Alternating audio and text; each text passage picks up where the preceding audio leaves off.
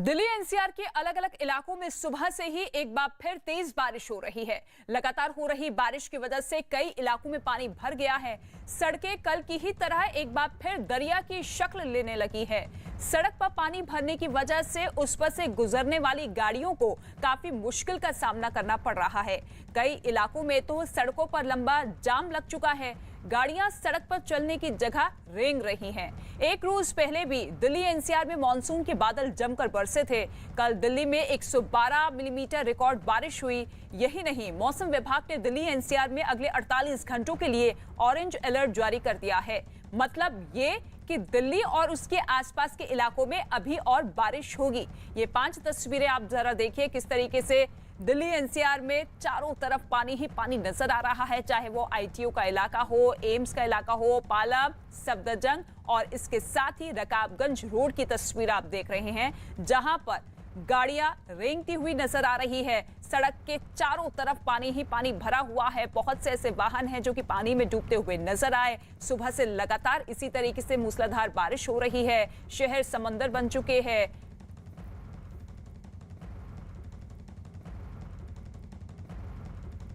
फंसा पड़ा हूँ मैं इधर, हर जगह पानी भरा पड़ा है। कहाँ पानी भर गई है? भैया धौला कुआं पे भी पानी है, इधर भी पानी है और कई जगह आगे भी पानी है। काफी दिक्कतें आ रही हैं। हाँ, बहुत दिक्कतें आई हैं और हमारी स्कूटी भी बंद हो गई है कई जगह। दिल्ली के द्वारका इलाके में मौजूद एक अंडरपास में तो घुटनों से ऊपर तक पानी भर गया। इस दौरान अंडरपास से निकलने की कोशिश में उसमें एक गाड़ी भी फंस गई। ये देखिए अंडरपास की तस्वीरें। यहां से ये गाड़ी गुजर रही थी, लेकिन अचानक इसी पानी के बीचों बीच ये गाड़ी फंसती हुई नजर आई। हालांकि कड़ी मशक्कत के बाद इस गाड़ी को वहां से निकाला गया।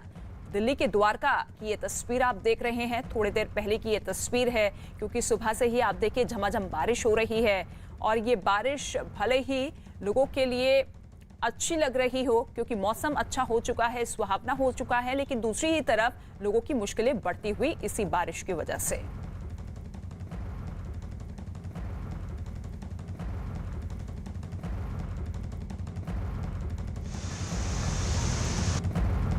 दिल्ली में लगातार तीसरे दिन हो रही है बारिश और इसकी वजह से दिल्ली के अलग अलग जगह में जल भराव, जल जमाव की स्थिति बनी हुई है। इस वक्त हम मौजूद हैं द्वारका अंडरपास में और यहाँ अंडरपास की तस्वीरें आपको दिखा रहे हैं। आप देख रहे हैं कि किस तरीके से यहाँ पर पानी जो है वो भर गया है। जहाँ पर एक समय में 2 से 3 गाड़ियाँ एक वक्त निकलती थी, अब केवल एक गाड़ी ही यहाँ से जा रही है। लोग अपने वाहनों को उल्टा लौटा कर ले जा रहे हैं क्योंकि बारिश की वजह से यहाँ पर पानी पूरा भर गया है। आप ज़रा अंदाज़ा लगाइए कि आपको दूसरी तरफ ये जो पुलिस स्टैंड्स होते हैं वो आधे से ज़्यादा डूबे हुए नज़र आएंगे। सिर्फ उनका ऊपरी हिस्सा नज़र आ रहा है। यहाँ आप देखें, इससे पानी का अंदाज़ा आप लगा सकते हैं कि किस कदर पानी जो है दूसरी तरफ गहरा है। ऐसे में लोग बेहद संभल कर यहाँ पर चल रहे हैं और ये स्थिति तब है जब आज दिल्ली में बहुत ज़्यादा बारिश नहीं हुई। काफ़ी कम बारिश के बाद ही द्वारका के इस अंडरपास में पानी भर गया है। द्वारका अंडरपास में इस वक्त हम मौजूद है, जहाँ एक तरफ आपको हम तस्वीरें दिखा रहे हैं कि किस कदर पानी भरा हुआ है और इसका क्या फर्क लोगों की जिंदगी में पड़ा है, ये भी यहाँ पर दिखाइए। देखिए कार यहाँ पर खड़ी है जिसके मालिक भी यहाँ पर है। क्या हुआ है आपकी कार को? मैं 7 बजे का यहाँ हटको, पानी था ऑलमोस्ट कमर तक, पैर तक पानी भरा हुआ है। गाड़ी के अंदर पानी घुस रहा लोगों के और कोई साधन नहीं है, कुछ नहीं है, पूरा जाम लगा है। सवेरे के टाइम पे जाम लगा था, अब तो फिर भी लोग रास्ता रूट चेंज कर रहे हैं, देख के वापस जा रहे हैं। और 2 घंटे से मैं इस पानी के अंदर फंसा हूँ। मेरी गाड़ी पूरी भीग चुकी है, बम्पर तक निकल चुका पानी के अंदर और कोई सुविधा नहीं है कहीं से भी। अच्छा, तो कितने बजे आप आए थे यहाँ? मैं 7 बजे करीब यहाँ से जा रहा था अपनी जॉब के लिए और तब का यहीं अटका हूँ ना। मैं ऑफिस जा रहे थे? हाँ जी। तो अब तो नहीं जा पाएंगे? नहीं जा पाएंगे। मैंने वहाँ पे भी लीव ली और वहाँ पे भी मुझे प्रॉब्लम है आज और मैं यहीं फंसा हूँ अभी तक। ये ऑफिस जा रहे थे और वहाँ से लीव इनको लेनी पड़ी है। ये गाड़ी की हालत बता रहे हैं कि बम्पर तक निकल गया, पानी बहुत ज्यादा था और ऐसे में लोगों की मदद से गाड़ी को यहाँ तक खींचकर ये लेकर आए हैं, लेकिन बीच में इनकी गाड़ी फंसी हुई थी। वहाँ से इनको लोगों की मदद के साथ गाड़ी को धक्का दे देकर यहाँ तक लेकर आए हैं, लेकिन अब यहाँ से भी इनके पास जाने का कोई साधन नहीं है। और इस वक्त 3 सहयोगी हमारे साथ मौजूद है। दिल्ली के द्वारका से प्रियंका कांडपाल हमारे साथ मौजूद है, आईटीयू से दिल्ली से दीपक बिष्ट मौजूद है और उसके साथ ही दीपक रावत नोएडा से हमारे साथ मौजूद है। सबसे पहले प्रियंका कांडपाल आपके पास आना चाहेंगे क्योंकि दिल्ली के द्वारका के अंडरपास की तस्वीर हमने देखी किस तरीके से लोगों को मुश्किलों का सामना करना पड़ रहा है। तो ऐसे में सवाल यही उठता है क्योंकि जो तमाम दावे यहाँ पर नगर निगम की तरफ से किए जाते हैं, एमसीडी की तरफ से किए जाते हैं, वो इसी बारिश में खुलते हुए नजर आते हैं कि आपने तैयारियां क्या की है? जी बिल्कुल, दिल्ली की अगर खास तौर पर बात करें तो दिल्ली में 2 तरीके की सिविक एजेंसीज काम करती है। अगर सफाई की बात करें, छोटी सड़कों में गलियों में एमसीडी और बड़ी चौड़ी सड़कों में पीडब्ल्यूडी, यानी कि दिल्ली सरकार और एमसीडी दोनों का ही इसमें काम रहता है। पहले तो मैं ये तस्वीरें आपको दिखा रही हूँ साथ साथ बताते हुए कि ये द्वारका अंडरपास की बिल्कुल अभी की तस्वीरें। आप देखिए जो पुलिस कोन्स है, पुलिस कोन्स के सिर्फ ऊपर का हिस्सा नजर आ रहा है, यानी कि दूसरी तरफ जहां ढलान है वहां पानी और ज्यादा गहरा है। आप पीछे की तस्वीरें देखेंगे तो आपको समझ आएगा कि आगे बढ़ते बढ़ते ये पानी और ज्यादा गहराता जा रहा है। जो गाड़ियां यहाँ से निकल रही हैं, कई गाड़ियां यहाँ खराब हो गई हैं। बेहद कम गति से गाड़ियों को आगे बढ़ना पड़ रहा है क्योंकि यहाँ पर गाड़ियों में पानी भर जा रहा है। जो लोकल्स यहाँ के हैं वो कहते हैं कि यहाँ पानी भरने के लिए महज 15 मिनट की बारिश भी काफी है। यानी कि समस्या सिर्फ आज की नहीं है, जब जब बारिश होती है इस अंडरपास में इसी तरीके से जल जमाव हो जाता है। तकरीबन 1-1.5 घंटे से हम यहाँ मौजूद हैं, लेकिन यहाँ पर ना पीडब्ल्यूडी की तरफ से कोई आया है, ना एमसीडी की तरफ से कोई आया है, कोई निकासी करने के लिए अभी भी नहीं आया। और उसका नतीजा है कि आप देख रहे हैं कि 3 लेन की ये जो पूरा अंडरपास बनाया हुआ था, इसमें सिर्फ 1 लेन में गाड़ियां जा रही हैं और इसकी वजह से पीछे जो लोग हैं वो कई लोग वापस मुड़कर चले जा रहे हैं रूट देखने के बाद। और ऐसे में जो लोग आज ऑफिस से घर, जो ऑफिस के लिए निकले हैं घरों से, उनको छुट्टी तक भी लेनी पड़ रही है। जी रितिका। बिल्कुल, और अब किस तरीके से और मुश्किलें लोगों की बढ़ती हुई नजर आती है ये भी देखना होगा क्योंकि बारिश अभी थमती हुई नजर नहीं आ रही है। ठीक है प्रियंका, आपके पास लौटेंगे, लेकिन अब जरा दिल्ली के आईटीयू से आई इन तस्वीरों पर नजर डालिए। बारिश के बाद सड़क पर लंबा जाम लग चुका है, गाड़ियां चलने की जगह रेंग रही है, दूर तक सिर्फ गाड़ियां ही गाड़ियां दिखाई दे रही है। दिल्ली के आईटीयू इलाके की ये तस्वीर आप देखिए किस तरीके से लंबा जाम यहाँ पर लग चुका है। गाड़ियां ही गाड़ियां आपको नजर आ रही होंगी क्योंकि बारिश की वजह से कई ऐसे रूट्स हैं जो कि ब्लॉक होते हुए नजर आ रहे हैं। ट्रैफिक जाम की स्थिति बन चुकी है और इसी तरीके से लोग अपने ऑफिस लेट पहुंच रहे हैं।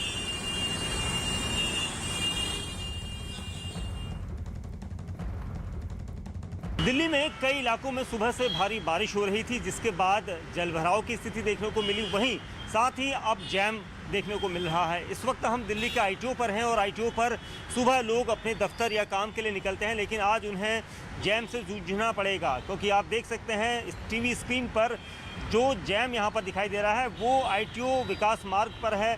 ये एक तरफ का जैम है और दूसरी तरफ का भी जैम मैं दिखाना चाहूँगा क्योंकि पानी भरा हुआ है जो उसकी वजह से भी ये जैम लगा हुआ था। हालांकि बारिश अभी जरूर बंद हुई है लेकिन जैम की स्थिति आप देख सकते हैं। पूरा विकास मार्ग जो है इस वक्त भारी जैम यहाँ पर देखने को मिलेगा क्योंकि मौसम विभाग ने पहले ही चेतावनी दी थी कि बारिश की वजह से सुबह लोग अगर अपने दफ्तरों को जाते हैं तो वो जल्दी निकलें, लेकिन आज भी लोगों ने जल्दी तो घर से निकले लेकिन जैम उन्हें इतना लंबा मिलेगा इसकी उन्हें कतई उम्मीद नहीं थी और यहाँ पर ये जैम देखा जा सकता है। ये विकास मार्ग है दिल्ली का आईटीओ, वो इलाका जहाँ से रोज़ाना हज़ारों की तादाद में वाहन निकलते हैं और इस तरह के यहाँ पर जैम की स्थिति जो है दिल्ली के हर इलाके में देखने को मिल रही है।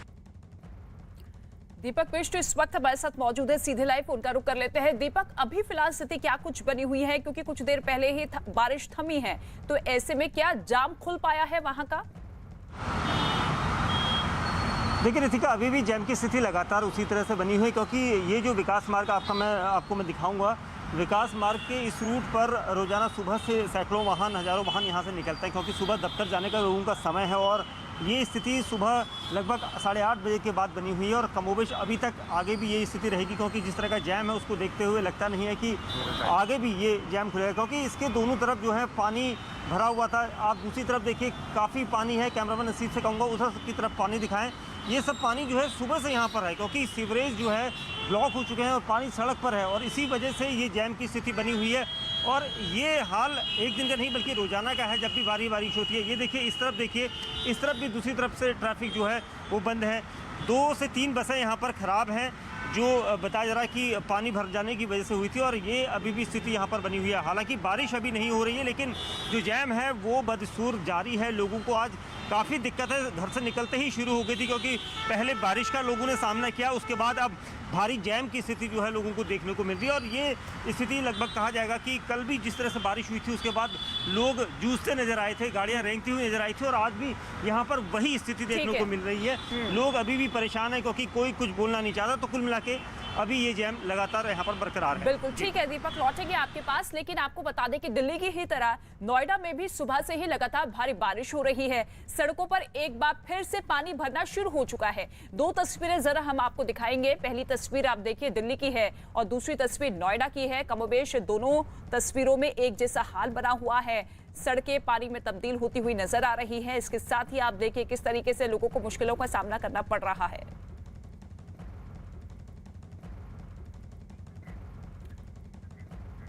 और दीपक रावत इस वक्त हमारे साथ मौजूद है। दीपक, नोएडा की तस्वीर क्या कुछ कहती है, क्योंकि दिल्ली में आप देखिए लगातार मुश्किलें बढ़ती हुई नजर आ रही है। इस बारिश की वजह से नोएडा का भी हाल कमोबेश ऐसा ही।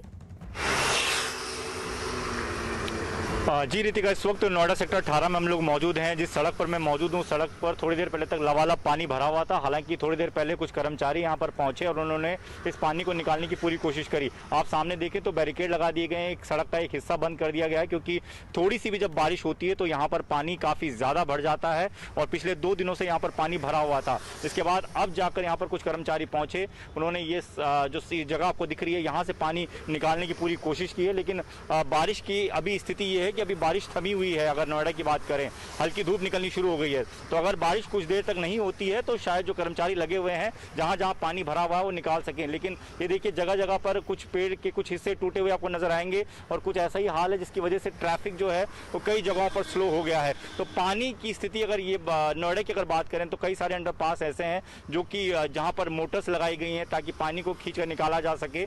तो कोशिश ये की जा रही है कि जब तक बारिश थमी हुई है तब तक नोएडा के दिन तमाम इलाकों में पानी भरा हुआ है, वहां से पानी जल्द से जल्द निकाल दिया जाए। बिल्कुल ठीक है दीपक रावत, आपके पास लौटेंगे। इसके साथ ही दीपक बिष्ट भी हमारे साथ मौजूद है, प्रियंका भी हमारे साथ मौजूद है, उनका रुख करेंगे। लेकिन इस बीच आपको बता दें, दिल्ली एनसीआर में पिछले 2 दिनों से मूसलाधार बारिश हो रही है। एक रोज पहले हुई बारिश से तो दिल्ली जैसे ठप ही पड़ गई थी। कई इलाकों में सड़कों पर घुटनों तक पानी भर गया था, जिसकी वजह से सड़कों पर लंबा जाम लग गया था। आपके सामने ये 2 तस्वीरें हैं। पहली तस्वीरें कल हुई बारिश की है और दूसरी तस्वीर आज होने वाली बारिश की है। आप देखिए किस तरीके के हालात यहाँ पर बने हुए हैं। सदर बाजार आप देखिए, चारों तरफ पानी ही पानी आप देख सकते हैं। पूरी की पूरी सड़क जो है पानी में डूब चुकी है। जो रिक्शे है, जो वाहन है, उन्हें चल पाना भी बहुत मुश्किल हो रहा है।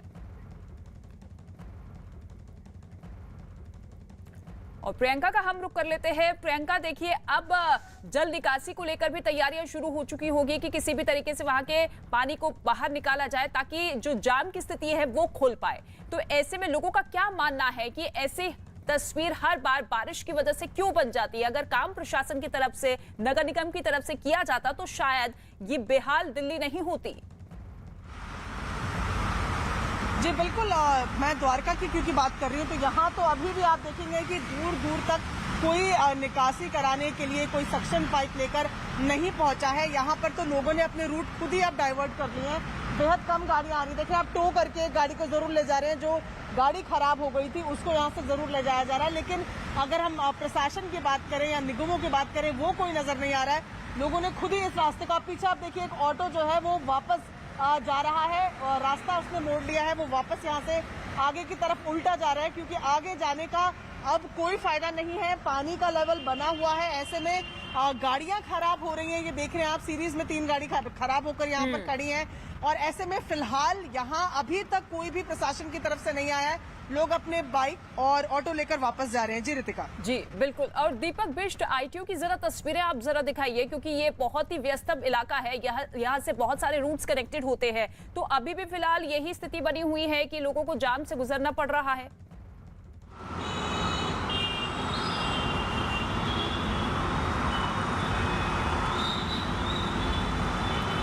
जी दीपक बिष्ट।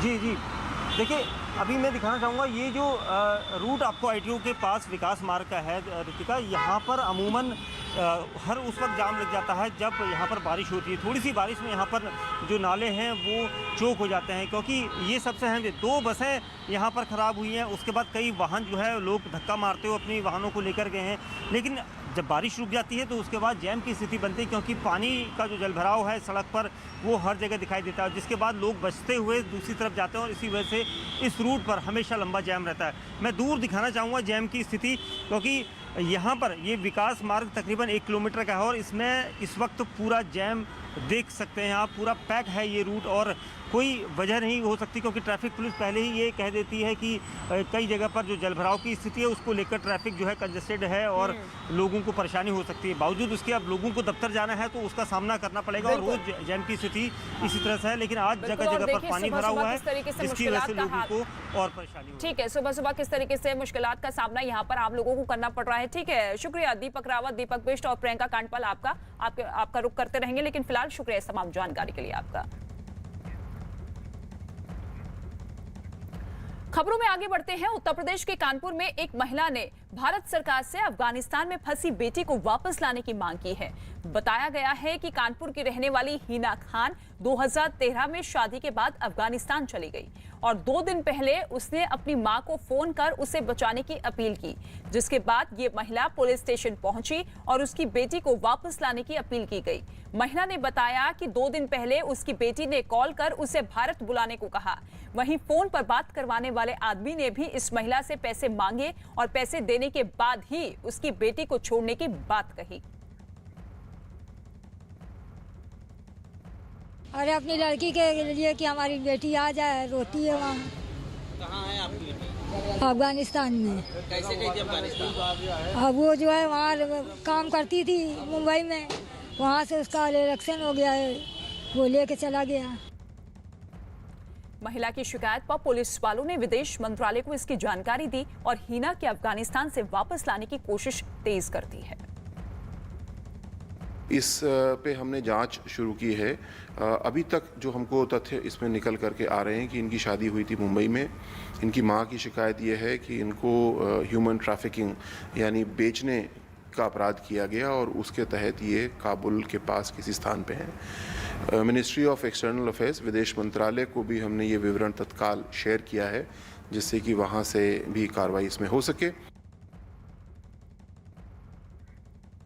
तो बेटी ने मां को फोन पर पूरी जानकारी दी। 2013 में आपको बताते शादी हुई थी और उसी के बाद ये महिला जो है अफगानिस्तान चली गई थी, लेकिन अफगानिस्तान में जिस तरीके से हालात बने हुए हैं, अब उसे देखते हुए ये बेटी वापस आना चाहती है और अपनी मां को फोन कर इस बात की जानकारी दी कि मुझे वापस आना है भारत, और अपनी बेटी को वापस लाने के लिए भारत सरकार से गुहार लगाती हुई ये मां। अमित गंजू इस वक्त हमारे साथ मौजूद हैं, उसी महिला की मां के साथ मौजूद है जो कि लगातार भारत सरकार से अपील कर रही हैं कि देखिए मेरी बेटी को वापस ला दीजिए। Amit, over to you. इनकी मां से जानिए कि किस तरीके से गुहार उनकी तरफ से लगाई गई है और क्या रिस्पांस भारत सरकार की तरफ से कोई मिला है। देखिए, मैं आपको बताना चाहूंगा, इस वक्त मैं कानपुर की हिना, जो बेटी कानपुर की जो यहाँ से मुंबई गई, मुंबई के बाद जैसा इनके परिजनों का आरोप है उसे बहला फुसलाकर अफगानिस्तान ले गया और इनके परिजन अब गुहार लगा रहे हैं कि उसकी बेटी किसी तरह वापस आए। हम उनसे बात करते हैं। माता जी, आप एप्लीकेशन लेके कहाँ गई और आप पूरी बात बताइए। हर जगह जहाँ हमको बताया गया वहाँ हम वहाँ पहुँचे। नईम भाई ने मुझे हर जगह भेजा और हमने हर लोगों से यही कहा कि हमारी बेटी को बुलाया जाए, और योगी और मोदी जी से भी हमारी यही प्रार्थना है कि हमारे बेटी को और बच्चों को वापस भेजें। कौन कौन लोग आपके वहाँ फंसे हुए हैं और आपकी बेटी से आपकी आखिरी बार कब बात हुई? आखिरी बार हमारी 28 अगस्त को बात हुई थी और फिर कल बात हुई और अभी जी तो जो है बता रही थी कि जो है वो लोग कह रहे हैं कि केस वापस ले लो। हमने कहा हम ऐसा कुछ भी नहीं करेंगे और जो है अब आप आ जाओगी जब सोचा जाएगा। देखिए हिना, मैं अनितिका, मैं आपको बताना चाहूंगा, इनके परिवार का कुछ एक सदस्य जो इनका ब्रदर है, कुछ पढ़ा लिखा है, वो बता पाएगा। आप हिना के भाई हैं, कहाँ आपने परसुएशन किया और मोबाइल में आप कुछ रिकॉर्डिंग्स दिखाना चाहते हैं? जी, सबसे पहले तो बाबूपुरा थाना में और इसके बाद रवीना त्यागी जो DIG हैं उनके पास कंप्लेन किया गया, तो उन्होंने भरोसा दिलाया कि आप टेंशन मत लीजिए बेटा और पूरी कार्रवाई होगी और आपकी बहन आ जाएगी। आपकी बहन से कल रात क्या बात हुई, आप सुना सकते हैं? हम जानना चाहेंगे। हमारे स्टूडियो आज सुबह बात हुई, मेरी बहन के सुबह फोन आया था। क्या बात हुई बताइए। मेरी बहन कह रही है कि भाई वो जो मोहम्मद है वो बोल रहा है कि हम तुमको बुला लेंगे और हम जैसे एयरपोर्ट चालू होगा लेके आ जाएंगे और जो कंप्लेन वापस ले लेना। तो हमने कहा ठीक है, पहले तुम इंडिया आ जाओ, कि यहाँ पे अपने मुंबई इंडिया में आ जाओ, फिर वो कंप्लेन से वापस ले लेंगे।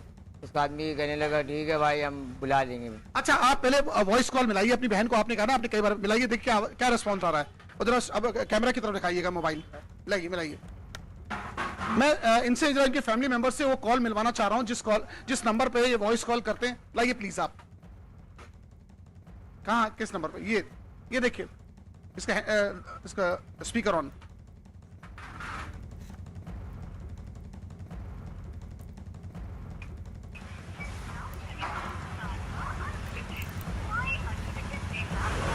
देखिए नंबर रिस्पॉन्ड नहीं कर रहा है। इसमें कामरान खान लिखा है। कामरान खान कौन है?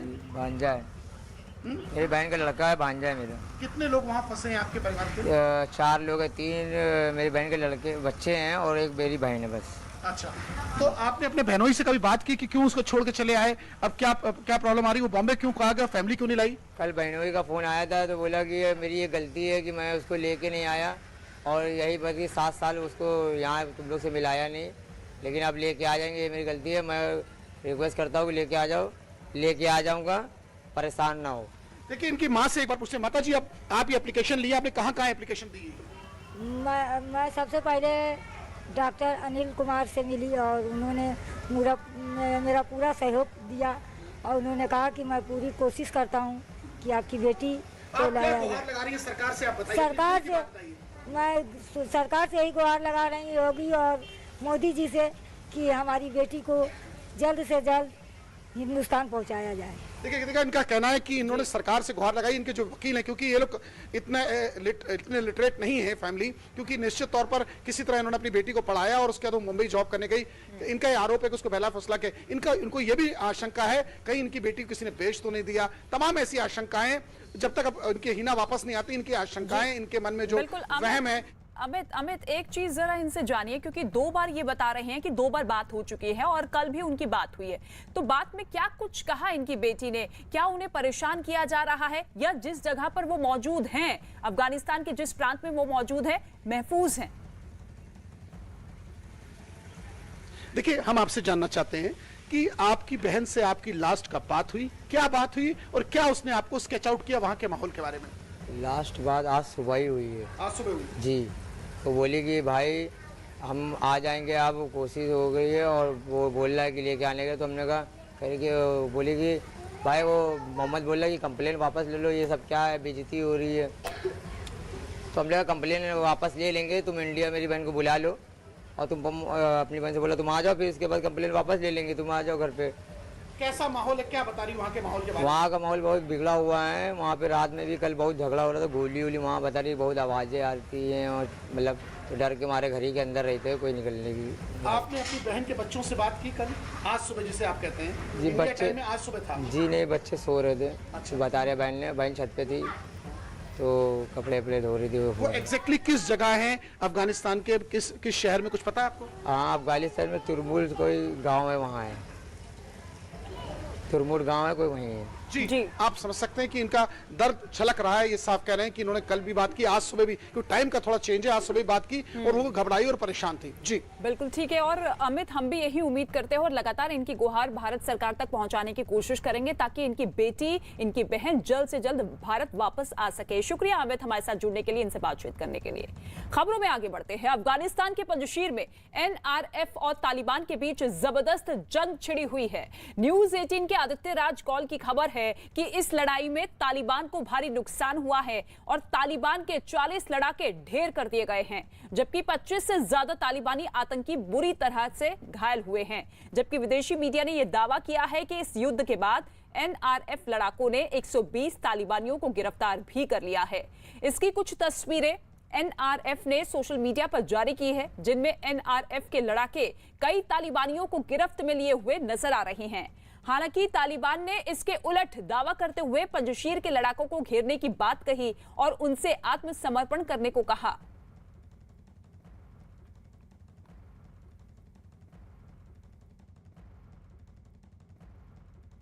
From our side, there were local forces of Andrab, different districts of Andrab, local forces of Panjshir, as well as the ANSF forces. They have defended very well. They have defeated Taliban on that front. Taliban have lost 40 of their personnel, another 35 of them were wounded. Taliban के सामने पंजशीर की फतेह की चुनौती है। सवाल उठ रहे हैं कि तालिबान के सामने क्या टिक पाएगी पंजशीर की दीवार। पंजशीर ही अफगानिस्तान का इकलौता प्रांत है जिस पर तालिबान का कब्जा नहीं है और तालिबान ने पूरा जोर लगा दिया है कि वहां भी उसका राज हो।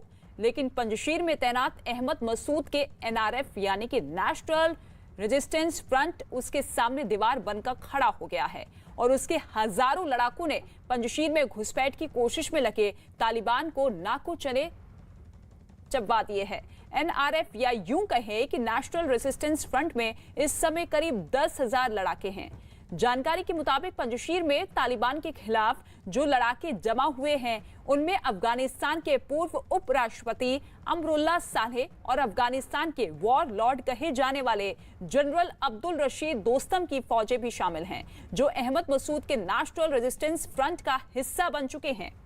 अहमद शाह मसूद के बेटे अहमद मसूद ने नॉर्दर्न अलायंस का नाम बदलकर नेशनल रेजिस्टेंस फ्रंट रख दिया, यानी नॉर्दर्न अलायंस ही नेशनल रेजिस्टेंस फ्रंट है और इस समय वही फ्रंट अहमद मसूद और अफगानिस्तान के उपराष्ट्रपति रहे अमरुल्लाह सालेह की अगुवाई में NRF के नाम से तालिबान से लोहा ले रहा है।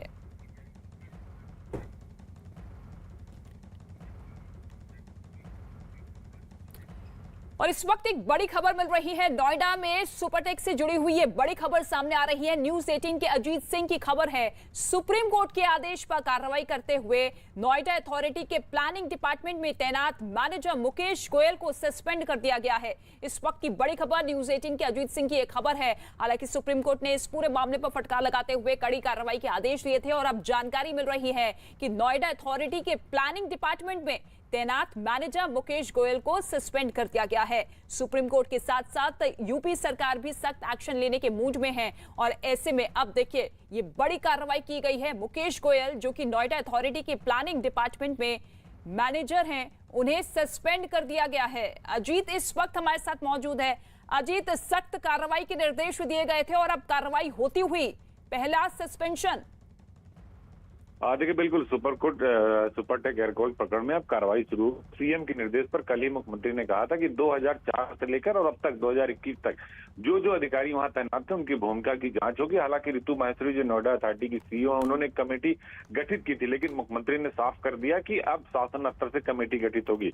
रिपोर्ट के बाद जो वहां मुकेश जो गोयल है उनको सस्पेंड कर दिया गया और ये कहा जा रहा है प्लानिंग विभाग में पूर्व में तैनात थे और मैनेजर के पद पर नोएडा अथॉरिटी पे थे, क्योंकि जो 2006 में, 2009 में और 2012 में 3 बार उनके नक्शे में बदलाव किया गया। क्या वो नियम विपरीत थे, किस तरह से बदलाव किया गया, आखिर क्यों चेंज किया गया, इन सब की जांच हुई थी। तो उसकी चार्जशीट के आधार पर शासन ने इनको सस्पेंड कर दिया मुकेश गोयल को। और आपको बताते हैं कि जो IDC के चेयरमैन है अरविंद कुमार, उनको जिम्मेदारी दी गई और आज शासन स्तर से एक बड़ी कमेटी गठित की जाएगी जिसमें सरकार के बड़े अफसर होंगे और इस पूरे प्रकरण की जांच करेंगे 2004 से लेकर अब तक की आखिर कैसे गड़बड़ झाला हुआ, कैसे अधिकारी और बिल्डरों ने मिलकर इतनी बड़ी बिल्डिंग खड़ी की, क्या और ऐसे मामले, इन सब को लेकर आज और कार्रवाई का अंदेशा है। तो अब से थोड़ी देर बाद मुख्यमंत्री की तरफ से नामित किए जाएंगे वो लोग जो नोएडा अथॉरिटी के पूरे गड़बड़ झाले को, जो बिल्डरों के साथ मिलकर इतनी बड़ी बड़ी बिल्डिंगें खड़ी हैं, उसकी जांच करेंगी। बिल्कुल, शुक्रिया अजीत सिंह इस तमाम जानकारी के लिए। तो कार्रवाई का दौर शुरू हो चुका है, पहला सस्पेंशन किया जा चुका है और आज संभावना है कि आज और भी बड़ी कार्रवाइयां हो सकती है इस पूरे मामले पर।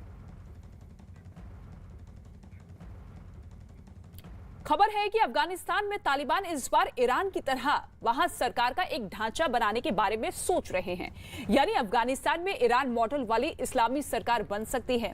ईरान मॉडल में सरकार की सारी ताकत सबसे बड़े नेता के पास रहती है जिन्हें सुप्रीम लीडर कहा जाता है। ईरान में अभी सुप्रीम लीडर अली हुसैनी खोमनेई हैं जो 31 साल से इस कुर्सी पर बने हुए हैं।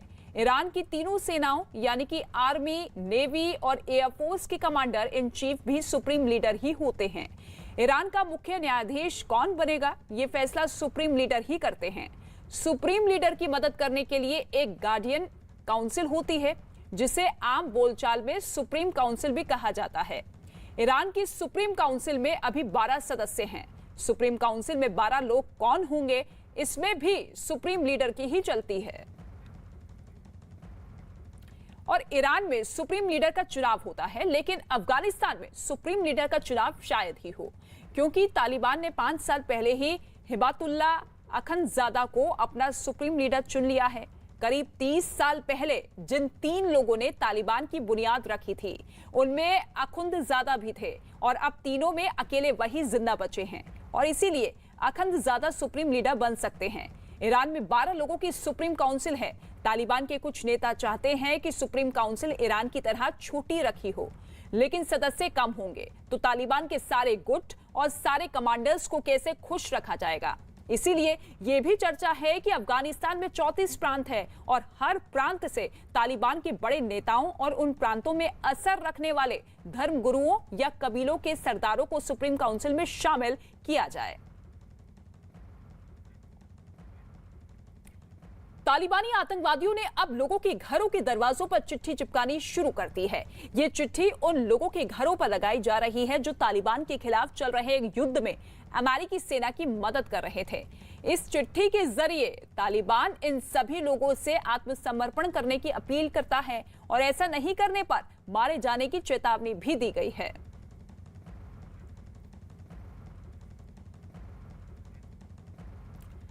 अफगानिस्तान में काबुल एयरपोर्ट के बाहर महिला फुटबॉल टीम के खिलाड़ी फंसे हुए हैं।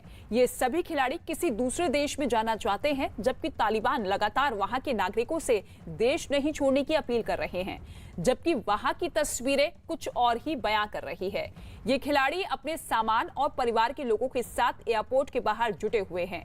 इन महिला खिलाड़ियों को सुरक्षित बाहर निकालने के लिए 5 बार कोशिश की जा चुकी है, लेकिन अब तक कामयाबी नहीं मिली। पिछले हफ्ते इन सभी खिलाड़ियों को निकालने के लिए ऑपरेशन शॉकर बर्ल्स भी शुरू किया गया, लेकिन एन वक्त पर काबुल एयरपोर्ट के बाद धमाका हो गया, जिसकी वजह से ये लोग बुरी तरीके से फंस गए।